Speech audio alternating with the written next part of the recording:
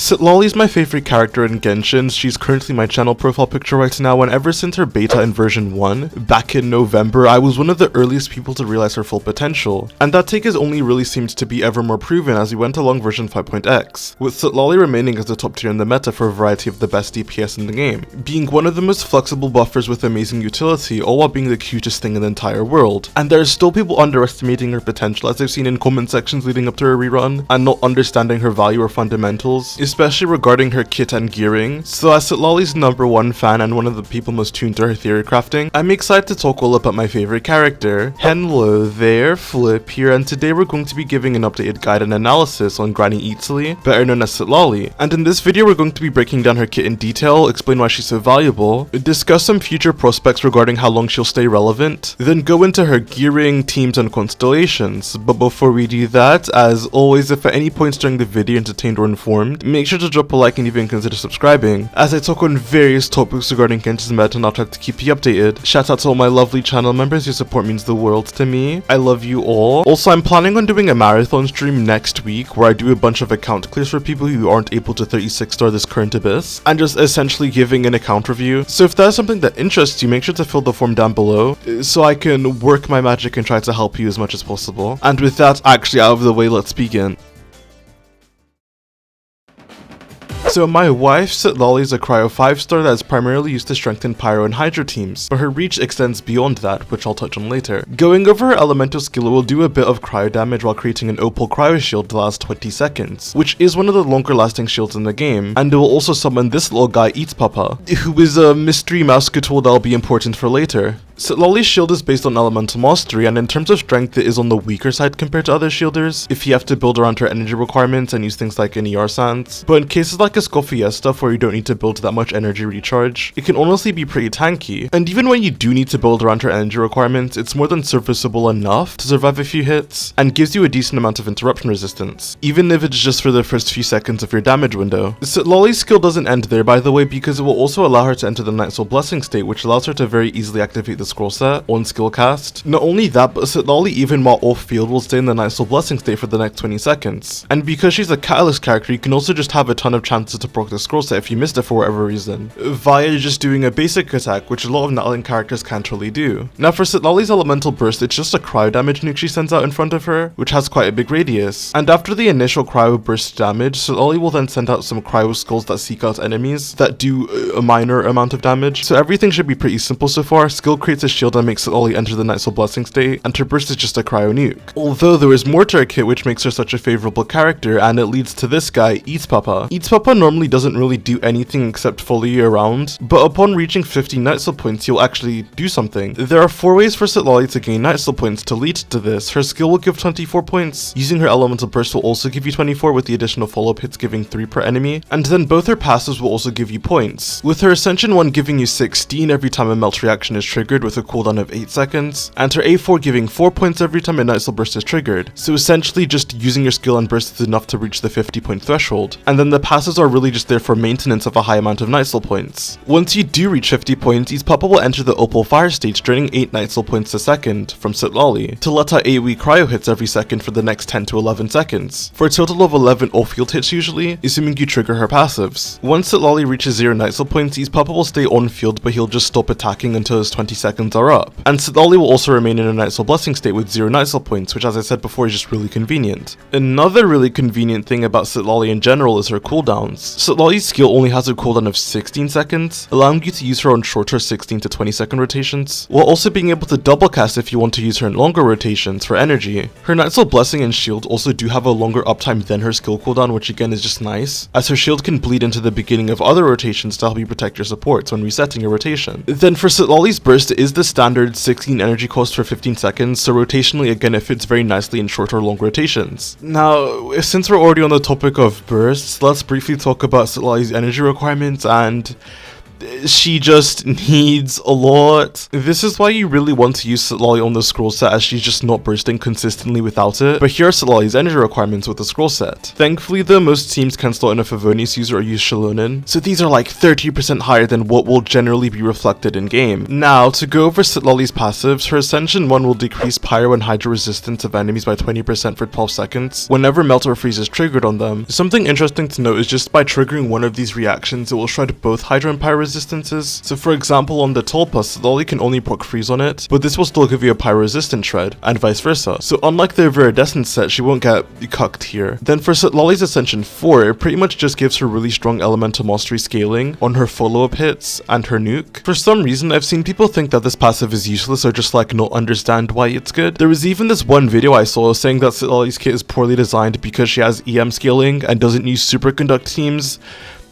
What? The reason this passive is good is because it makes Citlali's kit just more cohesive overall. Citlali is a shielder that scales with elemental mastery, and the aggressive scaling on this passive makes it so that even if Citlali builds full EM and only gets things like crit in substats, she still does a very solid amount of damage for a shielder, being able to do melted nukes for over 100k damage, even with a weapon like Thrilling Tales. If Citlali didn't have elemental mastery scaling, you'd have to choose between having solid personal damage on her or having a good shield, which you kinda just don't have to do now, as building elemental mastery just gives you everything you would need. I have never really understood this complaint. I guess I can also now talk about why she's so good in the first place, even though her buffing may look lacking compared to other characters. Citlali's base kit offers a 20% resistance shreds to Pyro and Hydro, and being a Natlan character, she has access to the scroll set for a 40% damage bonus. So in that case, why isn't someone like Shilonin just better than her, who gives a stronger resistance shred with the same amount of damage bonus from the scroll set? Well, there are some micro factors that play into this, but I'll just talk about the two biggest ones, being Citlali's element and the fact that weapons like Thrilling Tales exists. So for Pyro units, they have access to amplifying reactions in Melt or Vaporize, Vaporize having a 1.5 times multiplier when Pyro reacts to it, and Melt having a 2 times multiplier when Pyro reacts onto it. For the longest time in Genshin, Pyro carries have moved towards vape teams like they're British teenagers instead of Melt teams, and to explain why this is, we have to look into a little bit of elemental gauge theory. In Genshin, we have what is called a forward reaction and what is a reverse reaction, which for what is relevant here, I'll just talk about Melt and Vaporize, and I'll only discuss one unit of elements as that is the general application for abilities. So when a Pyro character triggers Vaporize with one unit of Pyro, as you can see, there will still be a little bit of Hydro left on the enemy, as essentially only half of the Pyro was used in the reaction, leaving a little bit of Hydro left, which means that you can trigger 2 Pyro reactions off of one Hydro aura. This is known as a reverse amplifying reaction, because you don't consume all of the element and you also have a 1.5 times damage multiplier on reverse reactions, as the upside is that you can trigger them twice off of one application. But if you were to have a cryo aura on the enemy and use Pyro as the trigger, all of the cryo is now gone because you triggered a forward amplifying reaction that has a 2 times multiplier, but in return all your Pyro and cryo will be consumed in the process. The goal of using an amplifying reaction with Pyro characters is to trigger as often as possible on your hard hitting abilities, and with Melt teams you would just need tons of cryo application, which is really hard to come by, as the cryo applicators we have didn't apply enough cryo or didn't last long enough, or even then just didn't offer anything the Hydras weren't. Yelan has a strong amount of personal damage and buffs your active character, and Jingcha has tons of defensive benefits with solid personal damage too. And in comparison you have Kaya, who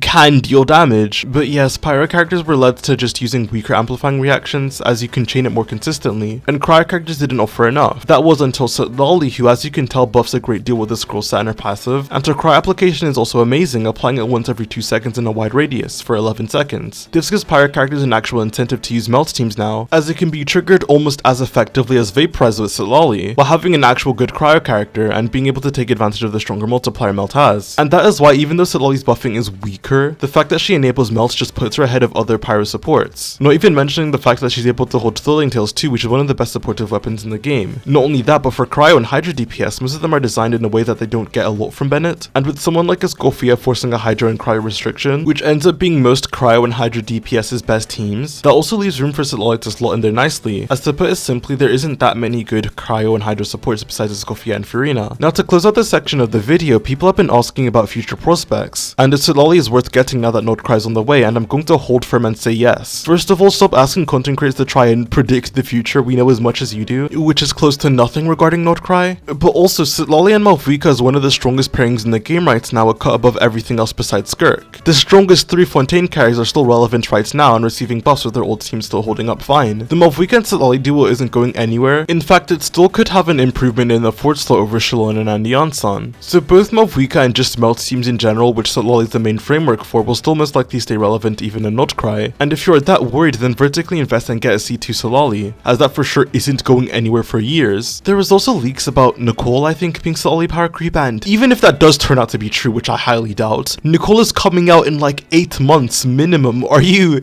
that worried about a character that is potentially stronger than Citlali and potentially works in the teams you care about now? I can assure you you'll be fine. But I think this is the longest I've rambled on about our character's kit. The recording is almost at 10 minutes long, but my cabbage wife does deserve this. Let's press onwards with the guide.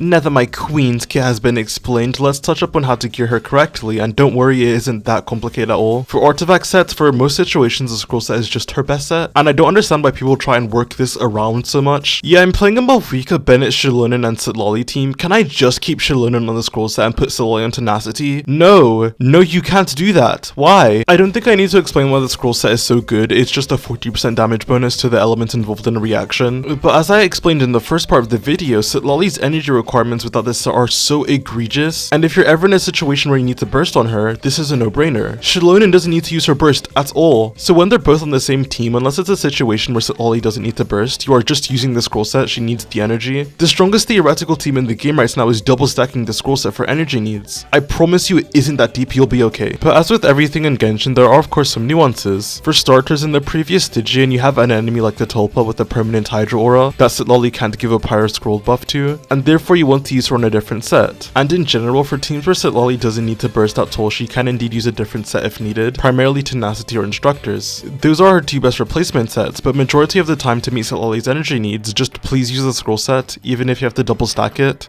Getting a potential 3% DPS increase is not worth it over being able to burst comfortably on every rotation, and someone like Shilonen can much easier run Petra or Instructors than Citlali. For artifact main stats, unless you're using teams where Citlali doesn't need to burst, or are using a double Krai team where Citlali has low energy requirements, Citlali will be using an energy recharge stance to help meet her energy needs most of the time. And then from there, ideally slap together an EM Circlet and EM Goblet, so you have the best mix of damage and shielding, and then try and build a decent amount of crit rate through substats. This build is also ideal if you plan on getting Citlali's Constellations, as her C1 wants you to have a decent amount of EM. Though if you just want to push the most damage while keeping energy requirements low, then the best combination would be ER Sands, Krai damage, Goblet, and surprisingly an EM Circlet, while focusing on crit and EM substats. But honestly, just use 2 EM main stats, the slight damage increase is not worth it over having a more tanky shield. To get into her weapon options now, this also does just generally depend on the team. For attack scaling teams, here's a sheet of how effective each weapon is at buffing Malvika's damage. In the Melt team, over 2 rotations just so that TCDS gets penalized a bit, in which her signature is the best weapon of course, then Thrilling Tales, and then the other weapons. For me, if you're using a Melt team, then there's really no reason not to at least use Thrilling Tales, and the other weapons to me aren't really worth considering. Wandering Evansar's buffing even at R5 can't match TTDS on a 2 rotation average, so the gap is so much worse on just 1 rotation, and Thrilling Tales is just much more attainable. You don't even really need complex rotations either, as using Citlali before your Pyro carry is how you maximize melts anyways. So for attack scalers, it really is just this or get Star Colors to have a more comfortable weapon. Sacrificial Fragments does just also exist, and it allows Citlali to instantly gain 50 Night Soul points from 2 skill casts. The only thing is that if you do 2 skill casts and then burst, that just extends rotations, so you either have to use your skill and burst or do 2 skills in a row. And I don't get it, this weapon offers no buffing, so you're just leaving damage on the table by using this. Wow, you don't get to use an ER Sands, you now still have a team that just does less damage. But for teams where you're using someone like Nuvolette for example, all roads leads to Favonius. Even if Citlali isn't bursting, generating energy for the whole team is too big of an upside compared to what other weapons would do here. Well, if you are using a Scoffia in your Nuvolette team, you can pass a TTS buff onto her, which is nice. Or again, just use Citlali's signature for a generic damage bonus, that works everywhere. Citlali's 3 weapons are her signature, Thrilling Tales, or Favonius, and nothing else is really worth it on her. I've seen people mention Nahida's signature. It gives 40 elemental mastery team-wide. It also isn't that great, so yeah, enough rambling, let's talk about her teams. Citlali's archetypes are pretty defined, how your verse literally tells you what to do with her, but starting with her most standout team being Forward Melt. She just slots in here nicely either as a solo Krai or a double Krai unit if you want. Solo Cryo teams allow for more amplification of damage through using a strong buffer, where double Cryo teams can add in a strong sub DPS like a Scoffia, as well as enable Cryo resonance on melted hits for your extra crit rate. As I explained in the beginning of the video with how forward reactions work, you do have to be a bit more precise with combos as to not ruin your reactions, but that is pretty easy to do with with a lot of the pyro characters. Generally keep in mind when using Citlali to set up melt reactions, you want to use both her skill and burst right before you switch to your carry to pass on your Thrilling Tales buff, as well as get the most uptime on Citlali's Krai application. This means that you want to cast Citlali's burst inside Bennett's circle, which is also a double benefit, as it allows Citlali to nuke harder with her burst. Now to go into more specifics, for Malvika I made a whole guide for her, but you just do this combo with her and it's hard to mess up.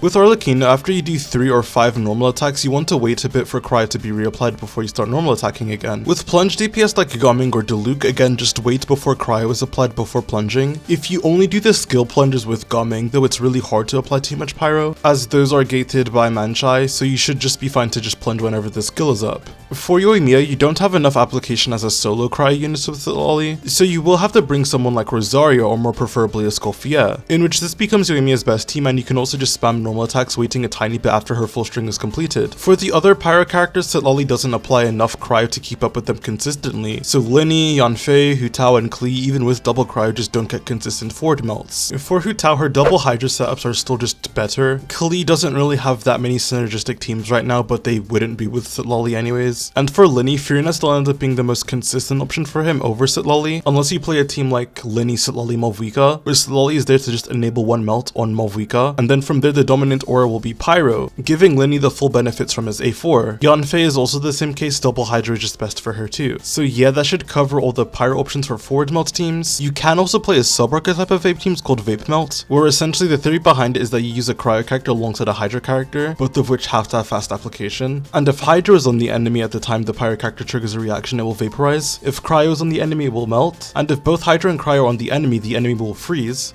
and cause a melt regardless from the frozen aura, resulting in either a vape or melt being triggered. This team does have a decent amount of issues though. If a character can just use forward melt, you rather do that, but if a character can't like Hu Tao or again Linny, then the other teams I mentioned for them will still just be better than using this. And not only that, but bosses can't be frozen, so unlike normal enemies, when freeze is triggered on a boss, you just lose both your cryo and hydro, which makes it very easy to miss a vape or melt. If you have fast enough hydro application to outpace both your cryo and pyro application, then this can be avoided and you'll just get consistent vapes, but again it really isn't worth it in my opinion. Outside of pyro carries, one thing that Escoffier mostly opened up is just using Citlali as a cryo support. Even though Citlali doesn't shred cryo resistances, Escoffier already does that enough in spades, while Citlali can still provide very valuable things like Thrilling Tales on the scroll set, and in these teams Citlali doesn't need to build ER either, so you can get a very decent shield in these teams as well, in which in comparison to what other cryo characters can do, Citlali looks great in comparison. Hell, the Escoffier Furina core is so strong that it can wheelchair DPS Citlali, with her just activating the scroll set. There isn't much to say, she's just a very competitive support to Shen her for cryo DPS, and really good with the other Hydra DPS on Escoffier teams like Nuvula or Ayato. Speaking of Hydra DPS, one of Citlali's more interesting ones is her enabling Mualani's theoretical strongest team in the game right now, which is a full premium team of Natlan units, consisting of Mualani, Citlali, Shilonen, and Malvika. There are a lot of parts to this team, but ideally Shilonen will use the scroll set and Citlali will actually carry instructors instead. You rotate on this team by applying Hydra with Mualani, Shilonen will use her skill which will leave enough Hydra aura for one more reaction to be triggered, while holding the scroll set to buff Mualani. Citlali will swap one and only use her skill to trigger instructors, and for enemies that can be frozen, you trigger freeze of course, which acts as a cryo aura, but on bosses, do an additional normal attack to establish a cryo aura. Citlali should also be holding the Thrilling Tales and pass this buff onto Malvika. Malvika will melt and do a charge attack and use her skill to apply pyro, and then you can go into Mualani and do your standard 3 shark bite combo with your burst. On your first rotation, Citlali should just not apply cryo off field as you only used her skill, but from your second rotation onwards, Citlali will apply cryo, but both her and Malvika apply their element once every 2 seconds. Citlali needs 2 cryo applications to extinguish a pyro aura, so it's just very unlikely that Citlali will ruin Mualani's vapes from my playtesting. So in this team you can get a melted nuke on Malvika with a lot of buffs, whilst Mualani doesn't really lose anything in return either, and Citlali not needing to burst makes her very comfy to use. If you're a Mualani main and didn't know how well these characters synergized well together, well now you do and you should try it out. Technically you can do something similar to this with Xiangling, but it isn't really worth it, as Xiangling just doesn't do the damage of Malvika and therefore ends up being a meh team. Mualani isn't the only Natlan character that loves Citlali by the way, as Chaska also has a decent amount of options with her. Chaska is pretty much just a pyro character in disguise, so you can play melt or vape melt teams with good performance, and the team of Chaska, Malvika, Citlali with Bennett or Janssen in the last slot should generally be Chaska's best team. You can also just slap Citlali in any team as a partner for Chaska and it'll be fine. That should cover all of Mualani's specialized teams, but because she holds the scroll scroll set and uses Stilling Tails while being a shielder. She does have more use cases, these are just the ones I highlighted as they should be her best. If you get a C2 Citlali, this does open up her teams more, with her now being the definitive best for Hu Tao despite the anti-synergy, as well as being good on Dendra teams and Sino teams as they really appreciate the EM the Constellation gives. Oh, what do Citlali's Constellations do? Well, I'm glad you asked, let's discuss them.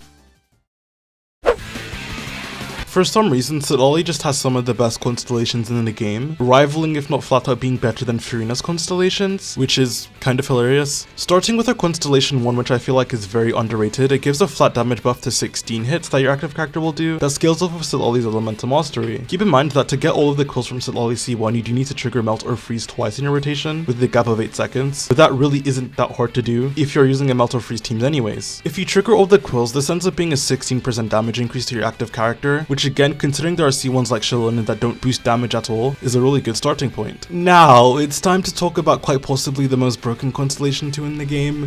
What was Hoyoverse thinking? For starters, when Citlali just casts her skill, she gains 125 elemental mastery, which makes her C1 even stronger than it already was. Makes Citlali's shield stronger and also increases Citlali's damage. And then your active character also now just gets 250 elemental mastery. Hoyoverse? Then that would already be insane, but to take things further, you now get an additional 20% Hydra and Pyro Res Shred for free because clearly it wasn't enough to give 250 EM. So this ends up being a ridiculous 45% damage increase, and to put this into perspective just how absurdly broken this C2 is, it is just as good as getting Arlecchino C2 for melt teams, and it is also very close to Malvika C2 as well in terms of a theoretical damage increase. If you want longevity and to not feel any of the power creep in Krai and you play a melt DPS, then this is simply the way to go. Citlali C3 makes her shield a decent amount stronger and increases her personal damage by 1%, excellent. Citlali C4 is actually really interesting in how it functions, as it gains a lot of value from getting her C6, and as a standalone constellation it just offers a bit of quality of life. Essentially when ETH Papa is on the Opal Fire state, Citlali will summon a Spirit Vessel Skull that deals a decent amount of damage, and when this skull hits, Citlali gains 8 energy and restores 16 Nightfall points. This procs twice a rotation usually, resulting in a free 16 energy refund, allowing Citlali to build more EM in her stats, and the extra Nightfall points allow her to get an extra follow-up hit too. Just a nice quality of life increase. Citlali C5 is again just extra damage, nothing too stand out, but thankfully Citlali goes out with a bang for her last constellation. Citlali C6 wants to pretend it has 2 parts to it, but essentially you cast Citlali's skill and ETH Papa will always be in the Opal Fire state, even if you have 0 Nightfall points. On top of that, every Nightfall point you have will immediately be consumed. This includes the initial skill cast as well. And why this is important is because the latter part of the constellation,